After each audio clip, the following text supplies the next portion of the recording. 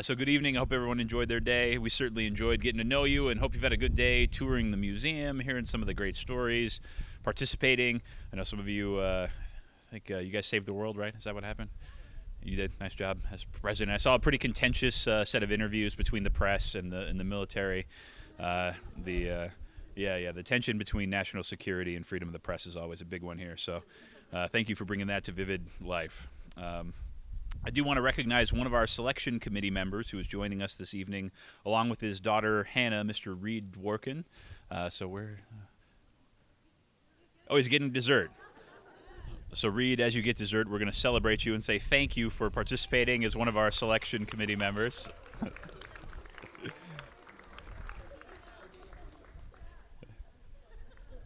I'll recognize him again when he comes back, because he deserves to know that he's being recognized.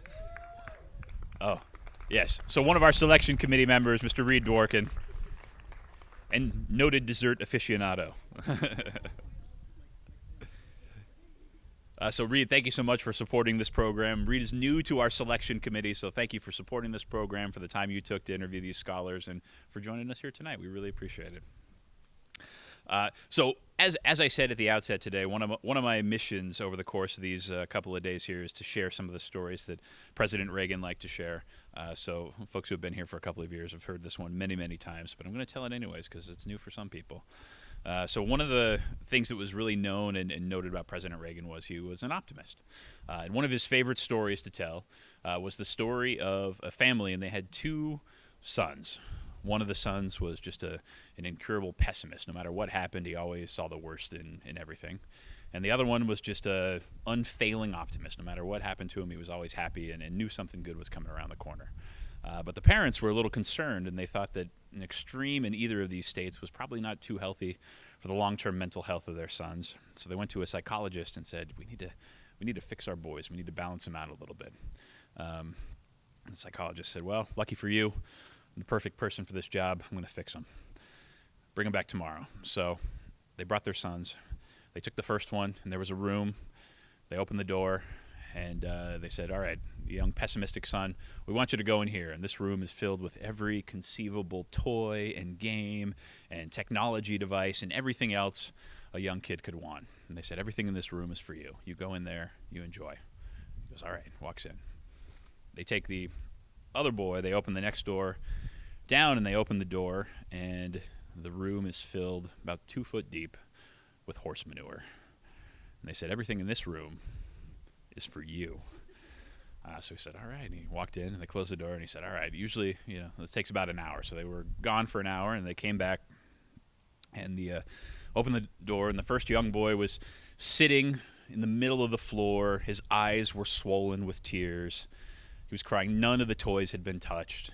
He'd just been crying for an hour. And the psychologist said, well, what's wrong? And he said, these games, they're going to become obsolete, and technology, just, by the time you open it up, it's the new one's coming out, and who wants to play games? Somebody's going to lose. I don't like any of it. And he goes, okay, well, it didn't work for him, but it's got to work for the other one. So they opened the door to the other room, and wouldn't you know it, with the biggest smile you've ever seen on his face, this guy is jumping around from place to place, woo, having a grand old time. And they go, what's wrong with you? What's happening? And he goes, there's got to be a pony in here somewhere. So that story of optimism, one, it typifies President Reagan, but I think it also typifies how he would have felt about seeing this group and this group of youngsters and having optimism in the future because of the things you've accomplished so far that have brought you to this point, that have made you stand out among nearly 17,000 people nationally, are things that we should all be optimistic about. The contributions that you've made so far to your schools, to your community, and to this country have been pretty impressive. But it's just the starting point, right? You're young. You got a long life ahead of you. You're going to do amazing things. And so one of the things we're really excited about is we see our participation in you as an investment in you, in the things you've done, but also an investment in your future, an investment in the future of this country. So we are really excited to welcome you here tonight because you really stood out, and we're excited to bring you here for this retreat. You've already made a name for yourselves in high school. You're about to transition to your next great journey, college. We know this is a very exciting time and want to join your family in setting you up for success on campus, so we are pleased to have with us tonight a few people who know a thing or two about making the most of a college experience. So first, we've already heard a little bit from him today, one of the members of the GE-Reagan Foundation Scholarship Program Advisory and Selection Committee. He spends his days nurturing talent at the college level for GE from Indianapolis, Indiana. Please welcome University Relations Leader from GE, Mr. Tony Dennert, to the stage. And in just a few seconds, he's going to have two of our former scholars he's going to introduce to the stage. So, Tony. Good evening, everyone. All right, let's try it again. Good evening, everyone. Good evening. There we go. Wow.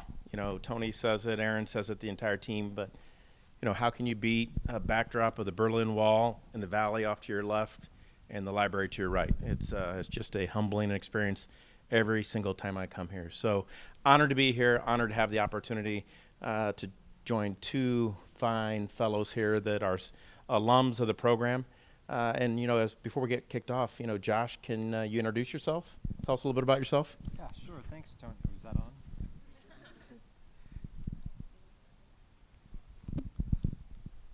Thanks, Tony. So I'm Josh Anderson. I'm a freshman this year at the College of Idaho, but I grew up in a little town in eastern Oregon called Vail. My family farms and ranches, and I've grown up around agriculture, and it's something that I love and I'm passionate about, and I'm excited that there's so many of you all people that are interested in that too. But in high school, I was involved in lots of different things. Sports, I ran cross country and track, and I wrestled.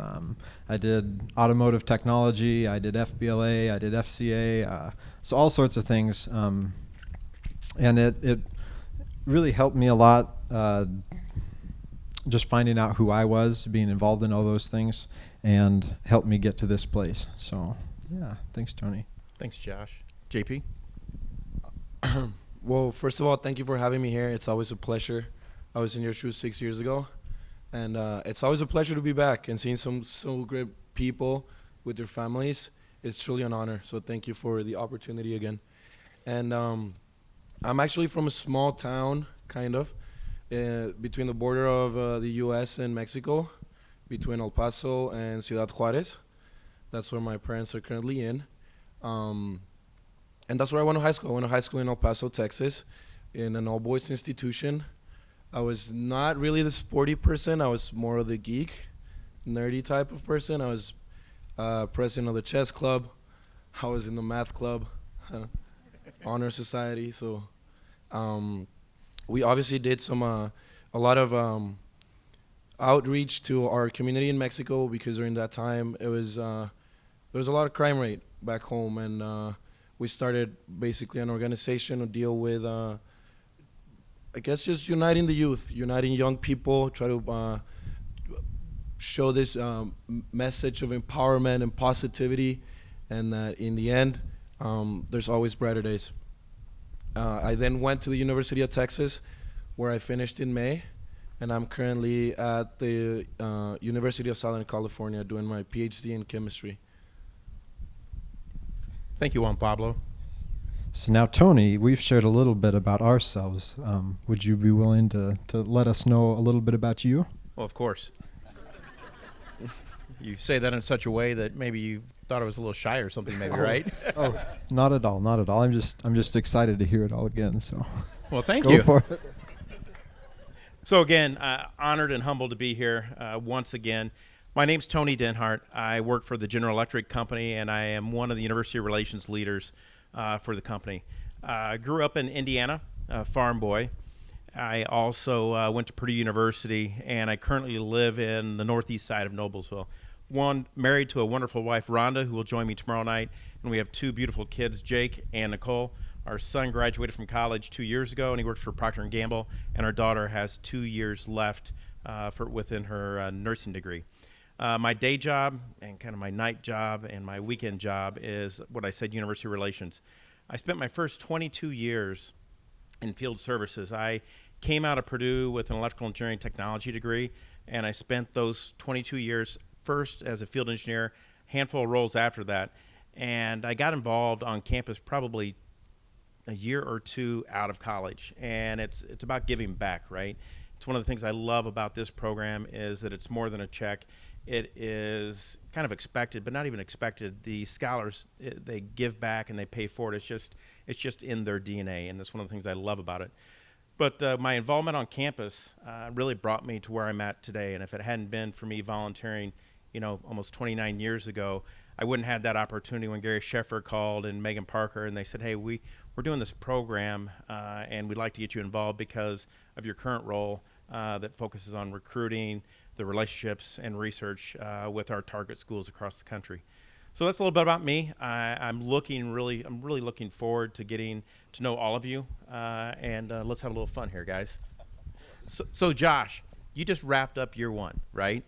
Yes. And an amazing step, right? But of all the the scholars out here that will be incoming freshmen, what did you learn, or what did you have the fortune of knowing as you were walking in as a freshman? And what advice can you provide to the scholars to help them along?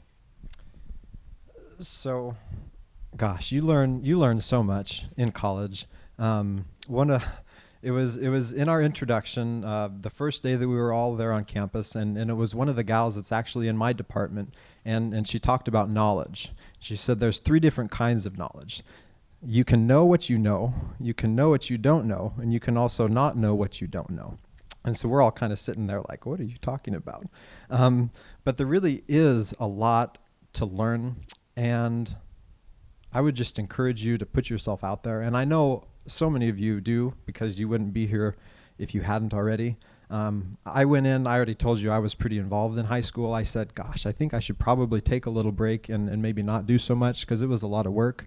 But that didn't happen. And I'm involved in lots of things in my college, and I'm happy to be, and I think it's the best thing that I can be doing. So get involved in things.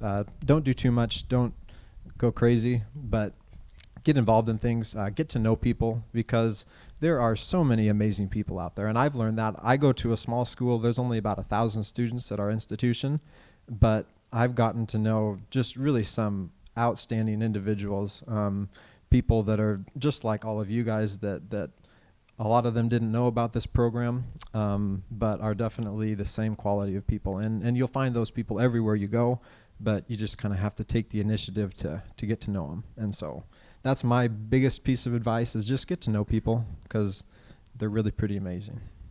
Thanks, Josh. Juan Pablo, you've got your undergraduate degree completed. You're working on your graduate degree now, your PhD. And if you reflect back on your undergraduate experience and now grad school, what advice can you provide to get the most out of the collegiate experience and really set themselves up, the scholars setting themselves up for success? One of the big things that Josh mentioned for sure, obviously getting to know the most people that you can is probably one of the biggest secrets I can provide also. Everyone has something to teach you, for sure, even if it's good or it's bad, and you just got to get yourself out there. But the biggest tip or advice that I could really give you, that I always tell my sister because she's in college, is that you have this sense of what you want to do in you. You don't have to be seeking it. You've clearly shown the values of determination and hard work and creativity, critical thinking, right? By just being here, you were selected for those values, and you should be proud of having those assets in you, right? So now what you want to do, you'll accomplish it. There's no doubt about that. And you just got to listen to yourself, right? I know it may sound a little bit cliche, but it's really true. Wake up in the morning and find what gives you the ultimate passion, what's going to give meaning to your life. And that, for me, by itself, for me, that's success. It's what's going to give you success. And, yeah. I can relate. Yeah. So, when we were going through the selection process, as I looked through, the applications, and I saw everything that you were involved with, and I won't go through the list, but I'm like, when do they have time to sleep? One, right? And how are they not burned out, right? You were mentioning that too, Josh. So a question to both of you. Maybe we start with Josh first. But one, how do you prevent burnout, right? And what techniques or tips or tricks do you have on managing your time? Yeah, that really is a great question, because when you're involved in so many things, time management is huge. So my first little piece of advice that kind of goes along with the advice I had before, get to know people, make friends, but then figure out which friends are good friends to have fun with and which friends are good friends to study with, because you can have friends that are great people and people you get along with really well, but you never get anything done when you're spending time with them. So figure out which people are ones that are going to help you get things done, ones that can help you study. And then one of the other things that I do, just because I kind of orient things differently in my mind, and so I have different places on my campus where I go to work on different subjects. So for some of my POE classes, my friends and I, we go to the upstairs in the library. For some of my Civ and my history classes, we would go upstairs in the student center. And so that was just one of the things that I did. I was able to kind of associate a certain place on campus with a certain subject that I was studying. So as I went through and I had a different class, you can kind of put yourself in a mindset and you say, in this place, this is what I'm doing. I have this amount of time to accomplish this essay or this review or whatever it is, and you just block those things out, and then also just make time to have some fun.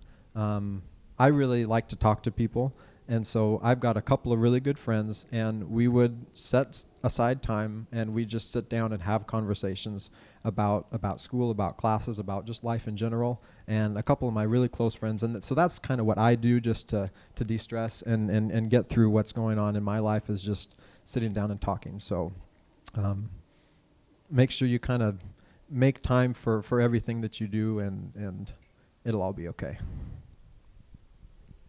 So you guys are probably going to the best institutions around in the U.S., and I'm sure that you're going to want to be doing more and more. If you can do one undergrad, you're probably going to do two. You're going to be president of this, president of that, start this and start that, because that's just who you are.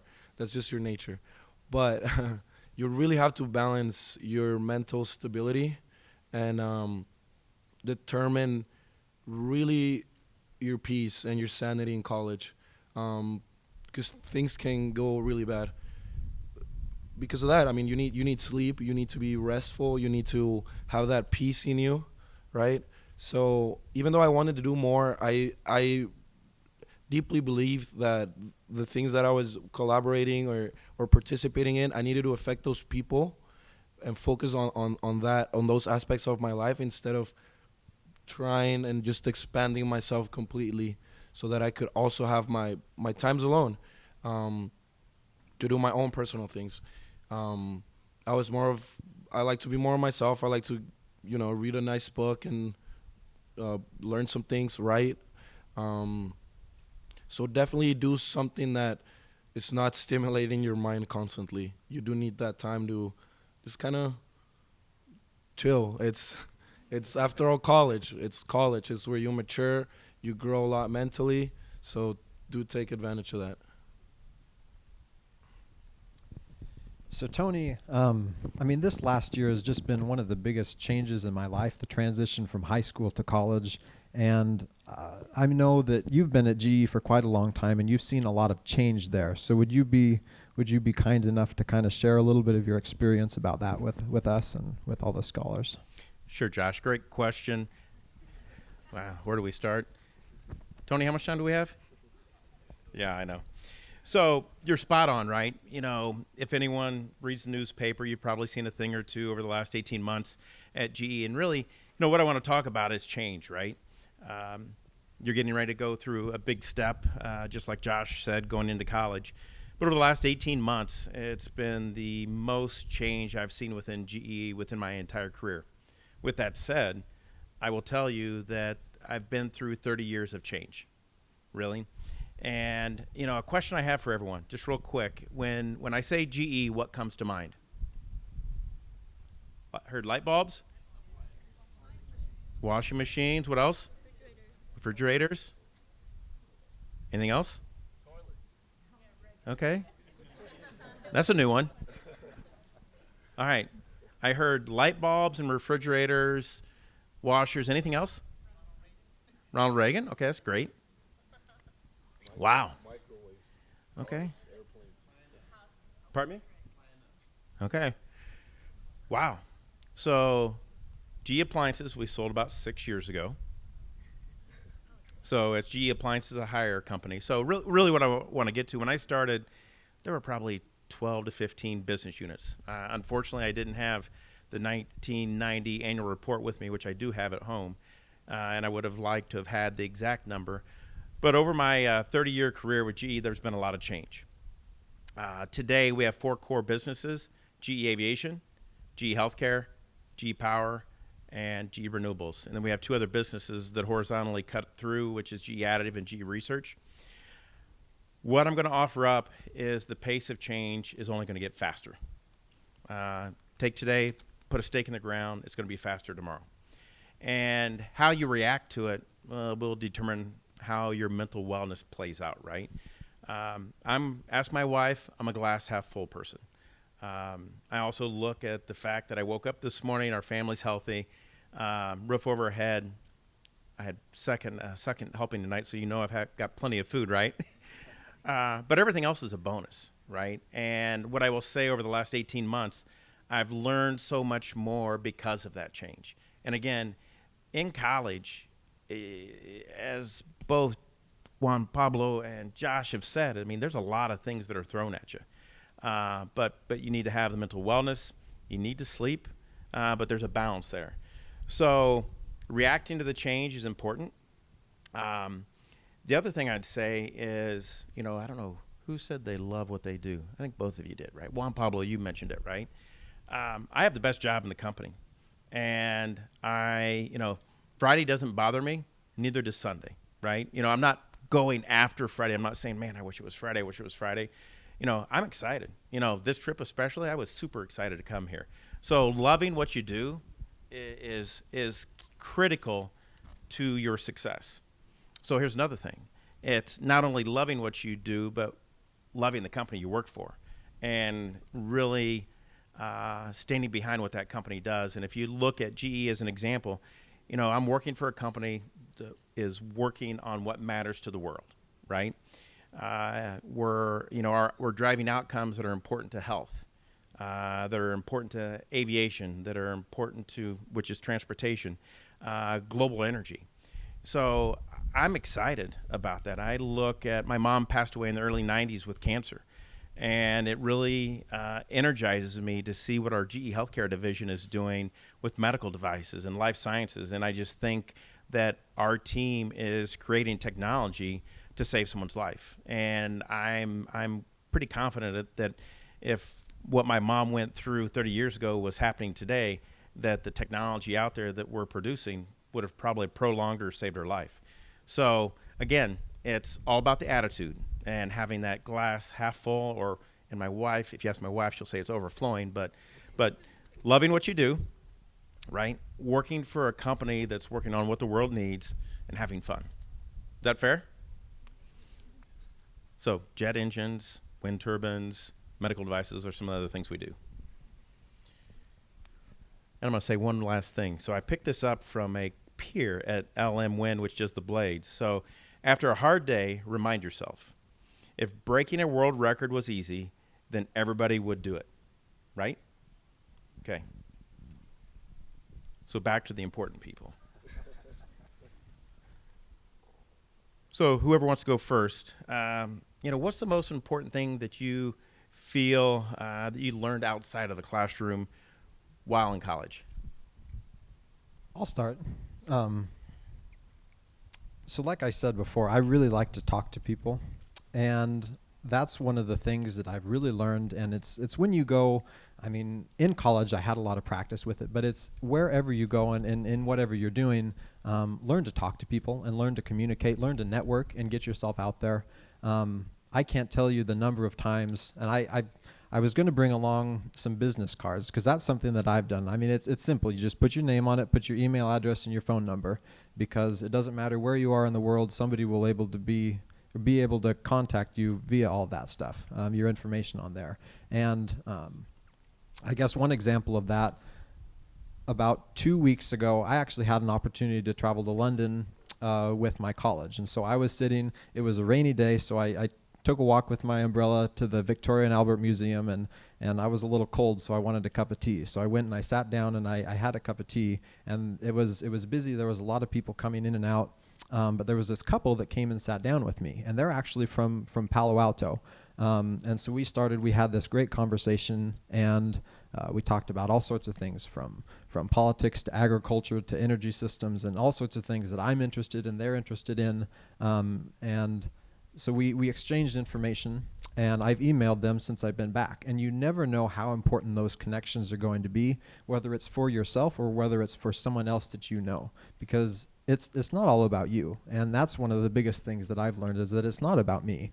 And I can help other people just kind of make those connections. So I've got some friends that are going through college, working in energy systems and in renewables and some of those sorts of things. And so I don't know, maybe sometime down the road I'll be able to put those people together and say, hey, you have an internship. I've got a friend that knows exactly or is studying these sorts of things. So just put yourself out there, make some business cards. That's my biggest piece of advice. So definitely knowing the most people that you can is it's the route to go. When I finished my high school, I kind of drifted apart from one of my closest friends. He ended up going to USC in LA, and I moved to Austin. And it's not because we disliked each other, we just kind of drifted apart. And it was really funny that life just happened to, reconnect us. And it was like we were in high school all over again. But the beautiful part is that LA being such a big city with so many people, so many diversity, he was able to introduce me to people, to his friends, to his colleagues. And I just embraced a new circle. A new circle was able to welcome me and accept me for who I am. And that's when I noticed that it's so important to keep your relationships well and positive, and check up on each other once in a while. A phone call or two every 2 months, it's not bad. But definitely do remember those people from high school that were always there for you. Family included, obviously. And always be the best person you can be, because you never know who you're going to see again in the future. And finally, probably have a question for Tony. A few years ago, I went to an amazing part about being a GE Ronald Reagan Scholar is that this is probably not the last time you're going to see each other. I know when do you guys leave? In a few days? Wednesday? It's going to be pretty sad because you're going to like each other. You're going to become friends, hopefully. But it's not the end of it. That's the beautiful part. And a part of being, a scholar is that they have these different leadership programs and internship programs where you're able to reconnect with some of these people, right? So a few years ago, I had the opportunity to attend the Global Leadership Forum at the GE headquarters at Crotonville, which are incredible place. Something really similar to this. It's just an amazing place to be with amazing people. And we obviously talk about a lot of the leadership in the global society. And I guess the question I have for Tony is, as a GE is such a large organization, just global, multi-generational, we could say. Can you share what it's like to work for a company this influential, so impactful? Absolutely. So, quick question. When you were out at Crotonville, did you fill up the snack bag before you left, Juan Pablo? I did. Yeah. I did. Everything's free. It's so amazing. It's so great. Yeah, they were, most of the scholars that came out for the event were very gun shy. We have these kitchens with, endless food, and they're like, "Man, should I do it?" It's like, just do it. And I'm going to highly encourage you just to fill up your bag so you have snacks on the way back. So great question on global mindset and, the importance. So just a, kind of a perspective on GE, just so we're level set here. We're operating in over 100 countries around the world. Over half of our revenue is generated outside of the United States. Bring it a little home, and if you look at my team, I think my team mates around the globe reside in 17 different countries.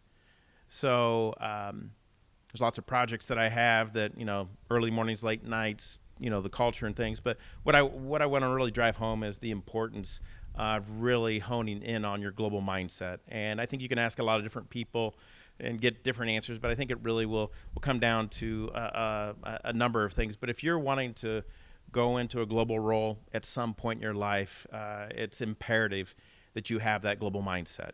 And there's a lot of different ways that you can attain that global mindset or really hone in and really refine that global mindset. But you have a lot of opportunities in front of you. I mean, it's, I think there's probably a number that probably have had study abroad opportunities already. So a show of hands, how many of you have been outside of the country?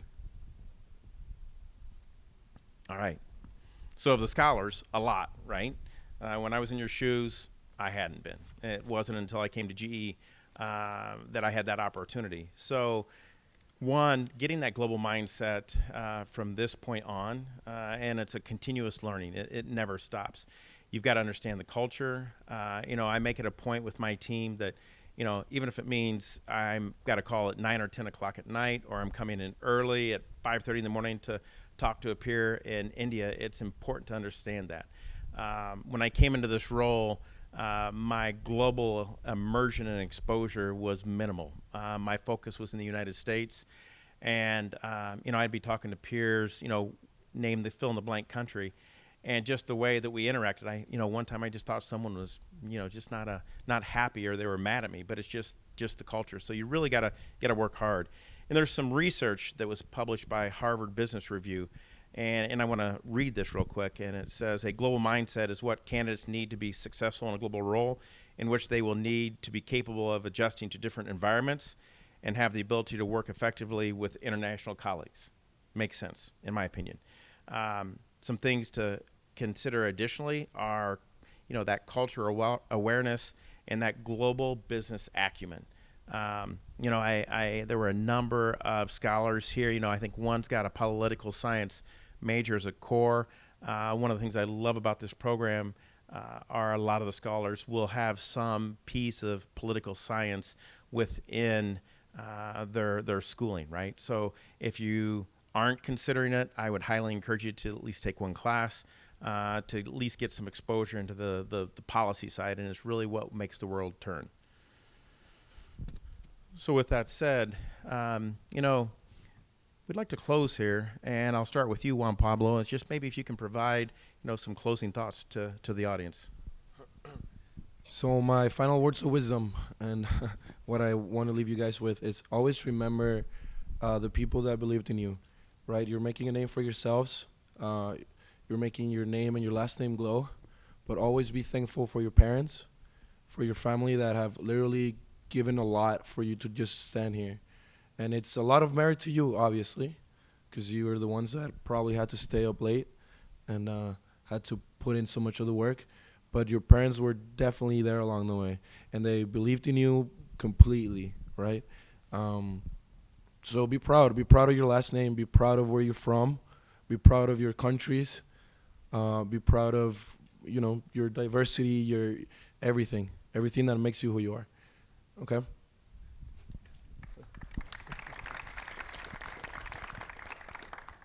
And I completely agree with everything that JP said. And just to add on to that, the only other thing that I'd say, you can ask my younger brother, he's here with me, his name's Luke, and he knows that I like to smile.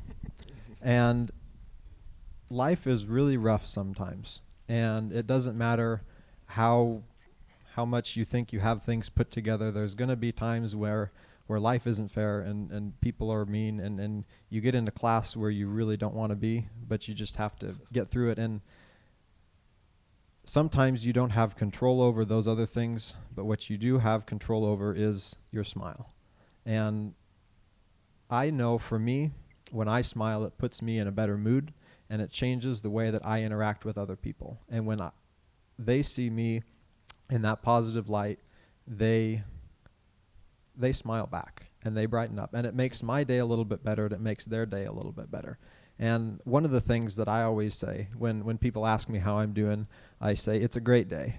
And people kind of laugh at that sometimes, and I say, well, every day's a great day. Some days are just better than others, but what you can always do is smile. So